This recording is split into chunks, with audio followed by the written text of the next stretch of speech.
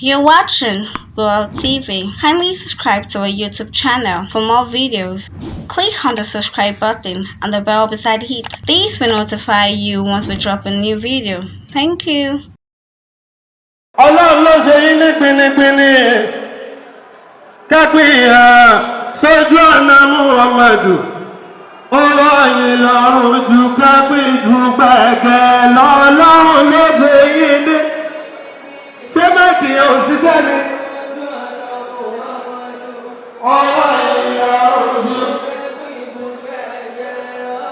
Mo ti wà níwájú àwọn àgbàlagbà lọ́kọ̀ọ́ wájú yóò bá ti ṣiṣẹ́ dé ọ̀pọ̀ kúrò bẹ́ẹ̀. Ẹnjìníà máa fún bọ́ọ̀lù. Ìbá fẹ́ kí àwọn àgbàlagbà ilé ìfẹ́ kí ní sílà àkàṣẹlẹ̀ pẹ̀lú ẹnjìnì. Ọlọ́run kó jẹ́ kí ayé ọmọ bàbá fẹ́. Ká ṣe báyìí. Ìsàlámù ẹ̀rẹ̀. Àwọn ìmọ̀ bí nàmí náà làwọn ìná. Sàlámù ní aláàlùmọ̀ ìná. Nínú ìfúnná bá ìná.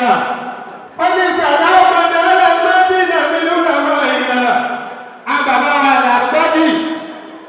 Bàbá làádẹ̀mí àwọn tó jásí pé àwọn náà là ń wò láwọ̀ kan ṣe lánàá kó tó di kó tún dèní kọ́lọ̀ ń kó bá kẹ́ wọn. Àwọn bàbá wa tí wọ́n ti lọ kọ́lọ̀ ń kó bá ṣe kí á ti gẹ̀ fún wa. Sàlámù ni ọ̀làdùmẹ́dínà nínú ìlànà ìná ọ̀rí wí ni. Nínú ìlànà ìná. Àwọn bàbá wa tí wọ́n ti lọ kọ́nà ń kó máa kẹ́ wọn kọ́nà ń kó ṣàlékún kẹ́ àlékún kẹ́ ọ̀nà ń kó máa ṣe fún wa. Sàlámù ní àlàlẹ́ màdínà mi ní ulama ìdá. Sàlámù ní àlàlẹ́ màdínà mi ní ulama. Gbogbo àwọn bàbá tí wọ́n gbé níkàlẹ̀ àwọn òkè ọ̀tọ̀ọ̀tọ̀ níwájú yìí. Àwọn ògbó máa dárúkọ yín. Àwọn ògbó sọ pé báyìí ní ká máa dárúkọ yín. Àti ànábì Muhammad. Tó jẹ́ sí pé òun náà lẹ́ ń tẹ̀lé la fi kí àwọn bàbá wa. Ló jẹ́ kí n sọ pé sàlámù ní alàlùbá kí nà mẹ́nà fúlà fàáyínà. Àwọn bàbá wa láti ìlú Ìlọrin, láti ìlú Ìbàdàn, láti ìlú Èkó. Tí wọ́n wọ pé àwọn ògbọ́dọ̀ máa wà ní lẹ́nì kọ́lọ́ kó bá lóde àwọn ẹni ọlọ́jọ́ bẹ níkàlẹ̀. Bàbá wa tí máa kọ́kọ́ dárúkọ níkàlẹ̀ ẹni àwọn bàbá tó ṣe bí òòsà á ní ojú àlejò lè mọ adìẹ dúdú nínú àfọ ayé àṣẹ kò lè mọ adìẹ dúdú nínú sásùn àbí tí wọ́n bá sọ fún un. وكبر العالم العلام مولانا فضيلة الشيخ الجليل الكريم العالم مولانا الصائب الولاية الكبرى مولانا الشيخ وكنت عبودي أجابة أدام الله حياته. بعد الجميع أدام الله حياته الشيخ. ألم تجد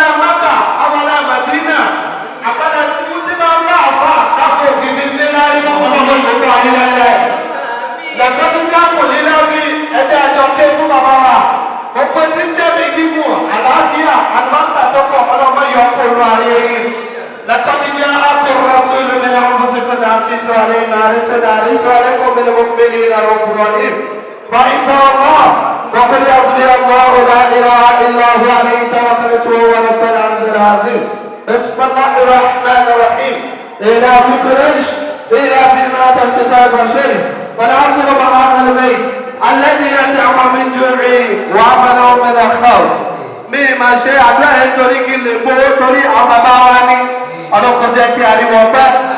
wọ́n á fi bàbá wa Àyìnlá ẹ̀sùn mọ́ mi ẹ̀dá mo ṣẹ́jú pọ̀. mo fi bàbá wa tí àkọ́kọ́ dárúkọ.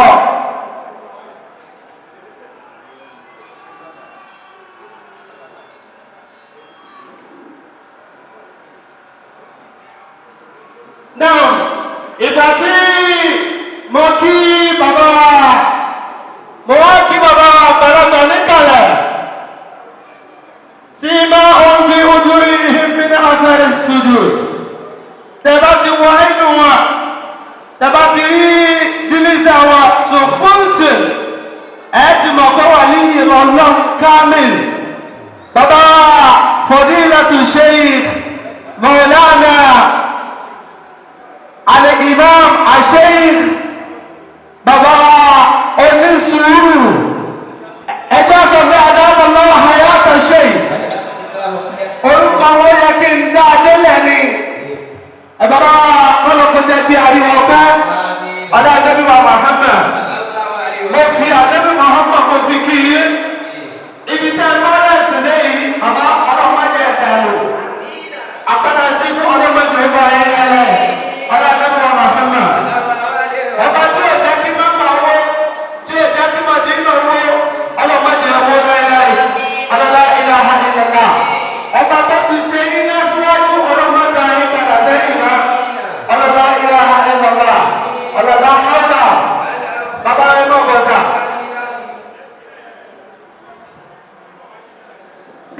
ọlọ́kọ̀dé láàrin ìpẹ́.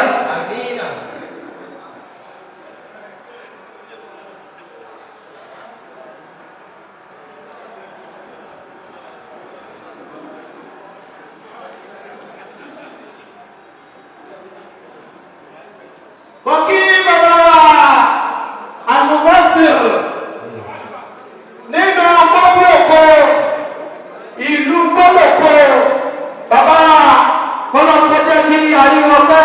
Àmín. bàbá fadilatu Sheikh Muhammad Nur Junaid kọ́lọ́kọ́jẹ́ kí àríwọ̀ bá pẹ́. ẹ̀ sọ pé àdámọ́lá hayata Sheikh ọlọ́mọdé ọba jẹ́ fún ilé ẹ̀ ọlọ́mọdé ọba Muhammad akíkọ̀ọ́ akí fadilatu Sheikh Yunus bákan náà fadilatu Sheikh bàbá aṣẹ́wò akíyè fàhálẹ̀ rọ̀sálẹ̀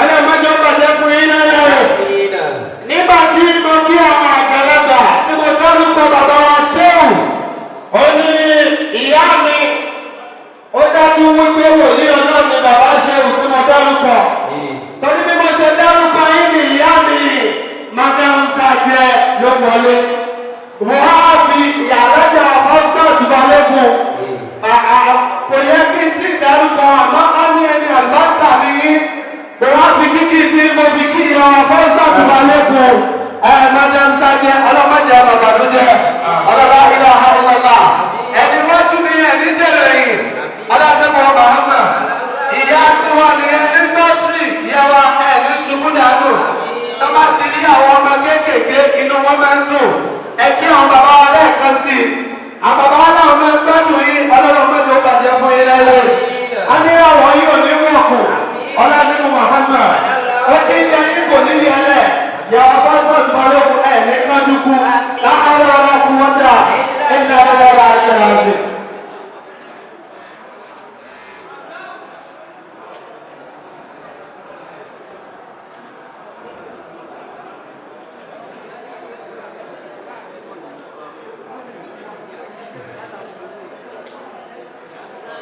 Àti bàbá wa Sheikh Jibril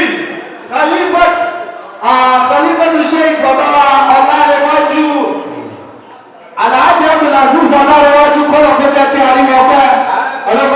jẹ àlọ́kà náà Muhammad akíyé tẹ́ ẹ káàbọ̀ sí ayé wa níbí.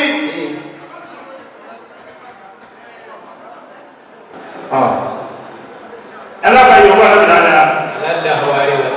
ẹ jọ lórí ọlọ́run ẹ jẹ́ ká fi ara balẹ̀ dáadáa. èyí tí ọ̀dà àdúgbò ẹ̀ nípa lo ìwọ̀nba àsìkò díẹ̀ láti lò dáadáa. lábẹ́ àṣẹ bàbá wa gbà òkúta gidi láwọn ìdí òkú ìjẹ́jẹ́ àtọ́gbọ́ àdáwọn ọmọ ayáàtọ̀ ìdí òkú náà bá tẹ̀síwájú kámọ̀ bẹ̀rẹ̀ alákòókò mọ̀ èyí tí lọ gbogbo ẹni tí ẹ bá bí kí nígbà tí a bá tún tẹ̀síwájú náà láti máa kí ẹnì kọ̀ọ̀kan ọlọ́run mọ́jẹ kó bàjẹ́ àmín ọlọ́run tó di ọlọ́run àmín àdúrà ìbẹ̀rẹ̀ الخطوة الأول فهي الدعاء الافتتاحي القائم بأمر العمل. We are going to start this program with opening prayer. Who is going to give us the opening prayer? Baba wa Chief Imam Ogido. By the Chief and the Imam Ogido.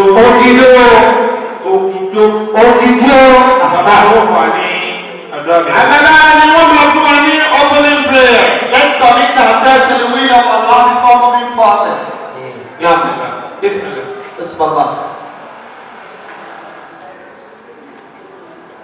Ẹ jọ ṣé bàbá wà lórí ìjòkó wọn sí ìjòkó káàdì kan náà ti sáàtì wọn àdúgbò sí ìrànlọ́wọ́ gẹ́gẹ́ bí bàbá wa kí àjọyọ̀ bàbá ayò hàn.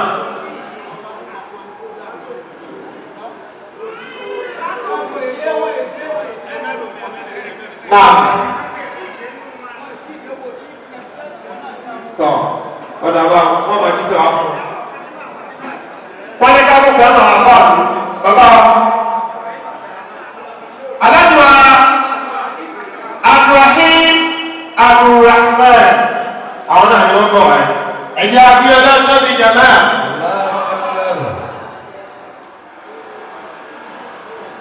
أعوذ بالله السميع العليم من الشيطان الرجيم.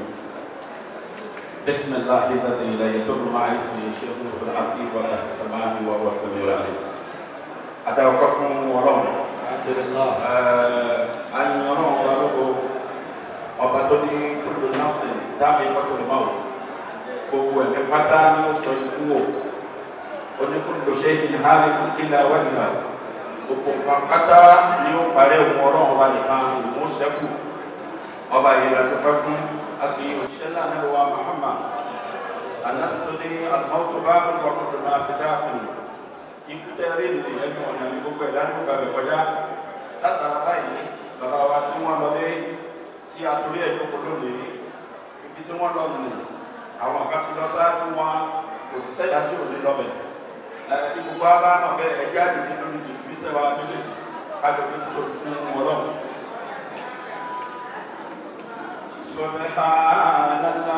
Subhanallah. À ń ṣe àdúrà bẹ̀rẹ̀. Bàbá wa Al-Khalifa Maulana Sheikh Murtada Hassan Zarud. Ẹgbẹ́ àtọ́gbẹ́ Adama Hayata Sheikh. Àti bàbá wa tí wọ́n jẹ́ Khalifa. Àwọn ayé ní ẹni tí ó jẹ́ gàtà. Ọlọ́run ti ṣe wọ́n ní ìdáná ayé. Ọlọ́run kò jẹ́ kí ayé ọmọ bàbá Khalifa kan.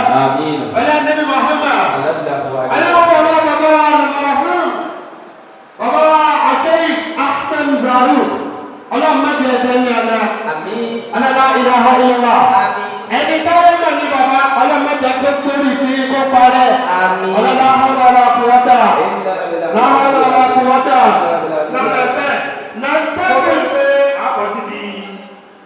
Títí àyọ̀kẹ́ inú àlùkò náà. Wọ́n fi bàbá àgbà òkúta gidi ẹbá ti adámọ́lọ́ hayáta ọ̀. Adámọ́lọ́ hayáta ṣe. Wọ́n kí bàbá wa gbà oní sùúrù láti inú Ìlọrin ẹbá ti adámọ́lọ́ hayáta ọ̀. Adámọ́lọ́ hayáta ṣe. Bàbá wa oní sùúrù òkúta gidi ẹbá ti adámọ́lọ́ hayáta ọ̀. Bákan náà, akí bàbá wa gbà.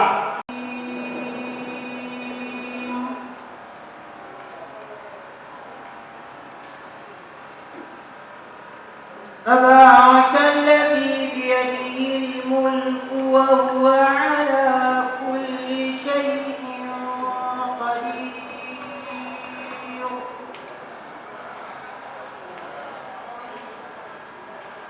الذي خلق الموت والحياة ليبلوكم أيكم أحسن عملا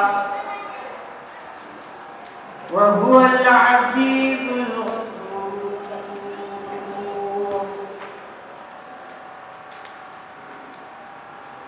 الذي خلق 7 سماوات طباقا ما ترى في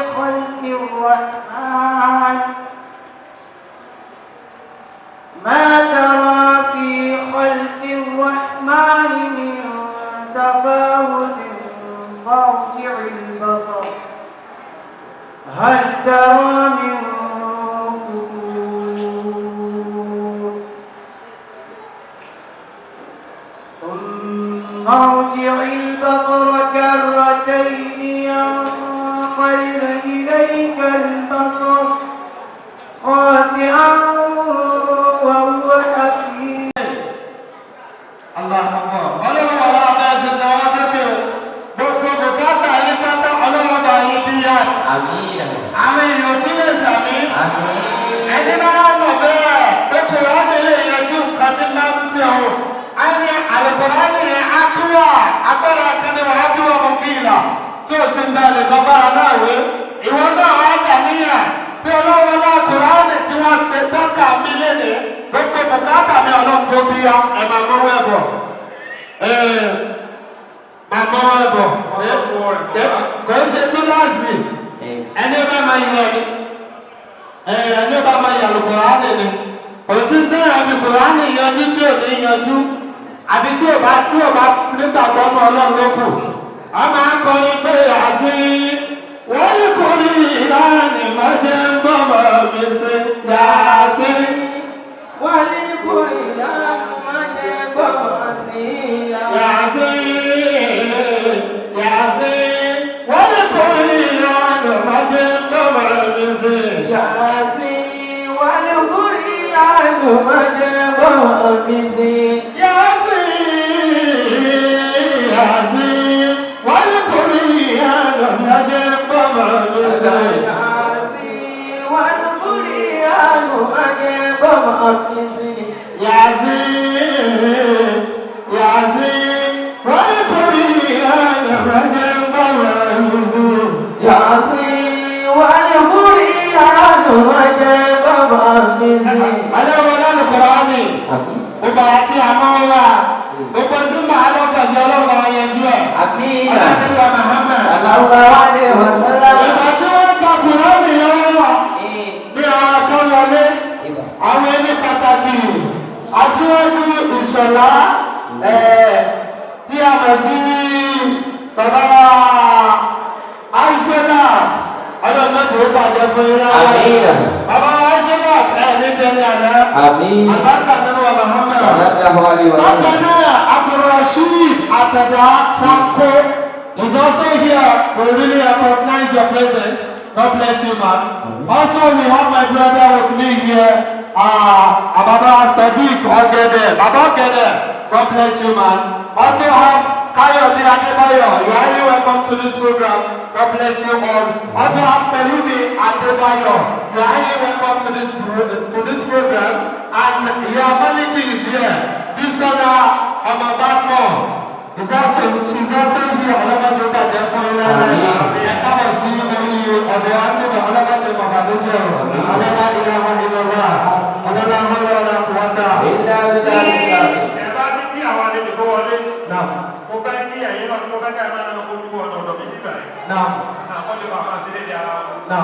Mo kí àwọn àlùfáà wa tí wọ́n ti wà ní látàárọ̀. Bàbá wa ṣé òwò ìtajà. Adára máa fẹ́ yàtọ̀ ṣe. Ó ní sùúrù. Ògùntàgídí. Ògùntàgídí.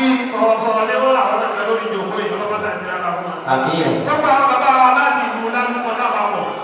Ojú àwọn bàbá kan kó lára yìí. Àmín.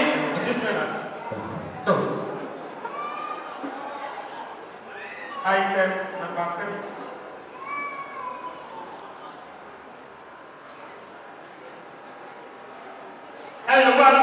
Muhammad sallallahu alaihi wasallam.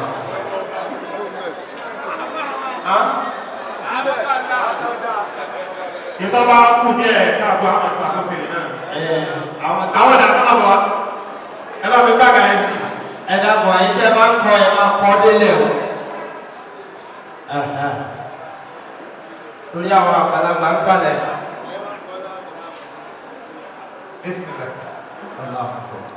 Àbáwá ní àwọn náà tó ní ìjọ wọn fẹ́ dà káwọn náà rẹ́ ní sílẹ̀ tàbí sábẹ́ fúgàmì.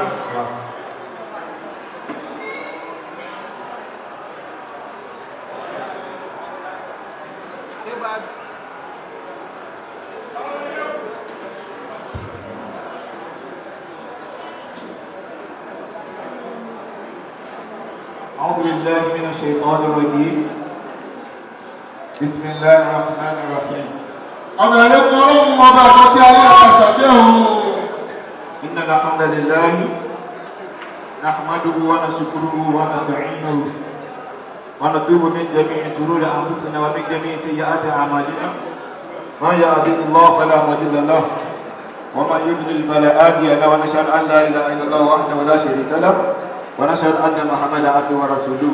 gbogbo ọpẹ́ pátá tọlọ́wọ́ ọba ni gbogbo ìyè pátá tọlọ́wọ́ ọba ni ọba tó ní ọpẹ́ náà tó hàn nípa wa Muhammad sí gbogbo ayé ìdè Ọlọ́run kó máa sọ̀rọ̀ bí omi òkun bákan náà kókó máa ti ọlọ́gbọ̀gbọ̀n kó máa sọ̀rọ̀ bí omi ọ̀sà gbogbo ẹ̀ lápapọ̀ kó parapọ̀ kó máa bọ́ ìṣẹ́ náà nípa wa Muhammad àtàwọn alẹ́ rẹ̀ àtàwọn sàádé àti gbogbo ìjọ mùsùlùmí lápapọ̀. Tẹ́kìlá nílẹ̀ ọmọ àtàtàdíyà. Ó tó ti pẹ́ máa lọ síbi ètò tí wọ́n bẹ̀ wá gan-an. Ìrìnlẹ̀ àjòkìyà àṣíkànnà fọ̀dìlátẹ̀nà alẹ́ marhum òkúta gidi. A ń fi àkókò yìí bí àwọn bàbá wa àgbà, àwọn alẹ́lẹ́wọ́ nì tó jẹ́ sí pé ìmọ̀ ẹgbẹ́ ẹgbọ̀n ní bí a máa sọ pé àfáà ni. Àwọn àfáà wa àgbà, àwọn bàbá wa tí a tọ̀tọ̀ dọ́pọ̀ wọn. Àwọn bàbá olókùta dídí àgbà ọlọ́pùta àjárí wọn pẹ́ àtàwọn olókùta dídí ìtànà àti àwọn bàbá wa tòní ọlọ́pùta àjẹ́kárí àwọn bàbá náà pẹ́ ọlọ́pùta fún ìjà àwọn bàbá wọn ṣẹkọ̀lá.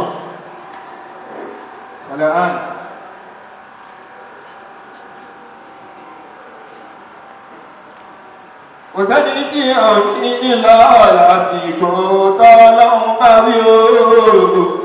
Kò sẹ́ni tí ò ní lọ lásìkò tọ́lọ́hun bá fẹ́. Kò sẹ́ni tí ò ní lọ lásìkò tọ́lọ́hun bá wí. Kò sẹ́ni tí ò ní lọ lásìkò tọ́lọ́hun bá fẹ́. Ọ̀run nílé àwa ẹ̀dẹ́ jọ̀wọ́ ká ṣe rere o. Ká ṣe rere o. Ọ̀run nílé àwa ẹ̀dẹ́ jọ̀wọ́ ká ṣe dáadáa. Kò sẹ́ni tí ò ní lọ lásìkò tọ́lọ́hun bá fẹ́. Kò sẹ́ni tí ò ní lọ lásìkò lákòókò bá tó.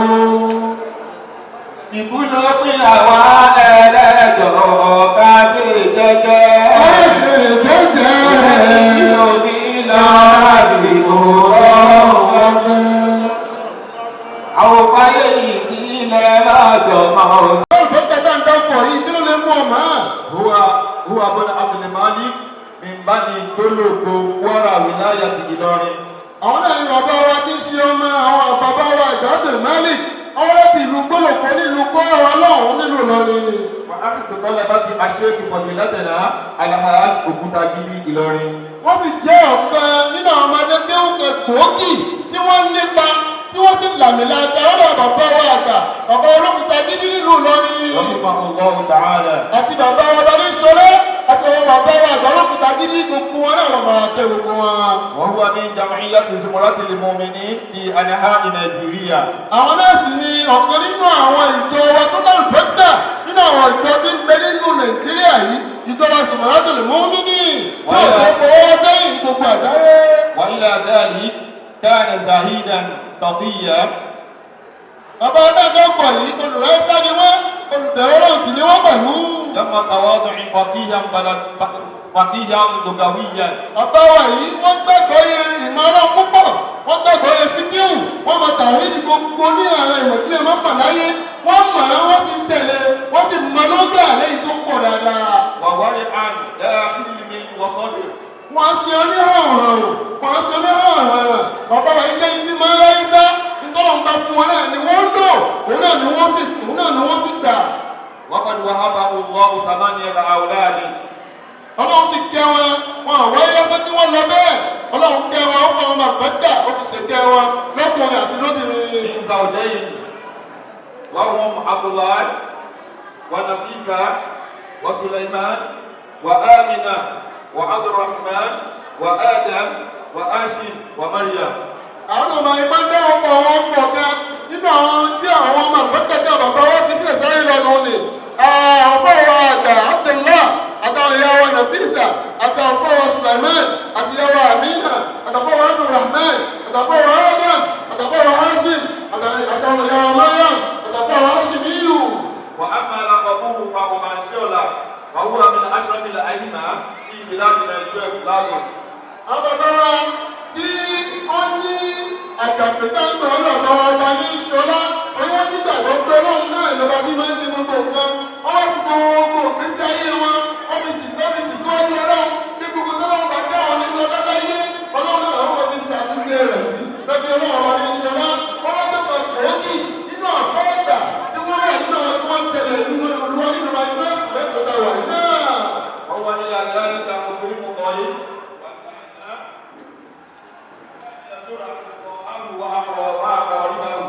bàbá wa wọn kì í ṣe àpá àti gbogbo báwọn ní báwọn èèyàn ṣe wọ́n bá wọn onígbà tó já wọn akẹgbẹ́ wọn wọ́n bá wọn lò pẹ̀lú ìfẹ́ wọ́n bá wọn lò pẹ̀lú mímọ̀ wọ́n bá wọn lò pẹ̀lú ìlọsíwájú ní ètò nínú Islam àwọn bàbá wa Muhammad aṣojú ọba ní Ṣọlá ọkọ̀ ìgbòho kí nínú wò ní Ọlọ́run nínú ẹgbẹ́ ìpínlẹ̀ wọn. bàbá wa máa ń bá àwọn ènìyàn wọ́n máa bá wọn níwọ̀n dáadáa àtẹ̀jọ́ jẹ́ mùsùlùmí àtẹ̀jọ́ jẹ́ mùsùlùmí wọ́n máa tẹ àwọn tọwọ́ sí wọ́n sì máa tẹ àwọn lọ́wọ́ ẹ̀kọ́ ńlá. wọ́n wá bá àwọn bàbá wa àgbà àwọn náà ti lọ tẹ̀sán ọ̀pọ̀lọpọ̀ wọn bàbá wa Muhammad gbẹ́gbẹ́ ìyàwó àwọn yẹn ní wọ́n bá wọn ṣe ọ̀rẹ́ ní wọ́n tó já sí pé ní àwọn yẹn máa tò wọ́n ní tẹ́gbọ́n ìdíbi tí ìbáṣe wọn tó lágbára lé. wọ́n bá ọ̀gá wa àgbà nínú ẹgbẹ́ẹ̀kù àbá àṣọ́kù mọ́sá àti wàhálà àdẹ́gbẹ́ wọn bá wọn ṣe. lọ́kàn náà àwọn bá wọn ní àti ìṣọlá iwájú tó já sí pé tàbí bàbá dé èkó ọ̀dọ́ wọn náà wọ́n dé sí tí wọ́n fi kọ́ àwọn èèyàn lẹ́kọ̀ọ́ lẹ́yìn tí wọ́n gba ìyọ̀ǹda látọ̀dọ̀ bàbá wa àgbà bàbá olókùnrin gidi ni wọ́n fún wọn ní ọ̀dà bóyá ẹ̀rọ ọ̀pọ̀ wá sí ẹ̀yìn lẹ́wọ̀n ọgbọ́n rẹ̀ lẹ́kọ̀ọ́ bẹ́ẹ̀ wọ́n sì wá wọ́n tẹ̀lé àṣà wọn fún àwọn wọ́n sì kọ́ wọn lẹ́kọ̀ọ́ tí tó fi kọ́ wọn lẹ́kọ̀ọ́ padà wá dá dúró. ọ̀lẹ́kọ̀ọ́ tó máa ń tẹ̀lé tó máa ń tẹ̀lé ẹ̀jẹ̀ ni gbogbo bí ìjọba ni máa tẹ̀lé lọ́wọ́ ọlọ́run kó sàtìkọ́ wọn ní bẹ́ẹ̀ náà dàpọ̀ pẹ̀lẹ́pẹ̀lẹ́. ó wà dìde ìjà ọ̀pọ̀ ìjà ọ̀pọ̀ ìjà ọ̀pọ̀ wọ́n máa ṣe ìgbà ọdún ẹni fún bàbá wa tí wọ́n sì ṣe wà ní ìjọba wa fún wa náà. ó dájú wọ́n jẹ́ sí pé gbogbo ṣẹ́jẹ́ ti ṣe nínú ayé tí wọ́n bá tẹ̀ wá pamọ́ lọ́tẹ̀ wá pamọ́ sí wa. àwọn tó bá dáadáa ti ṣe àti kò lè pamọ́ fún gbogbo àwọn bá bá pàtó gbogbo àwọn èèyàn rẹ̀.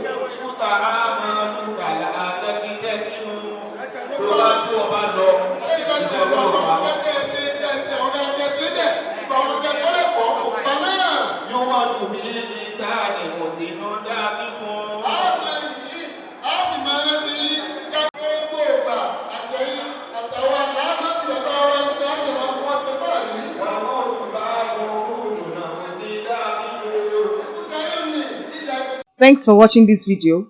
Please don't forget to click on the subscribe button. Kindly comment and share. We drop new videos daily. Thank you.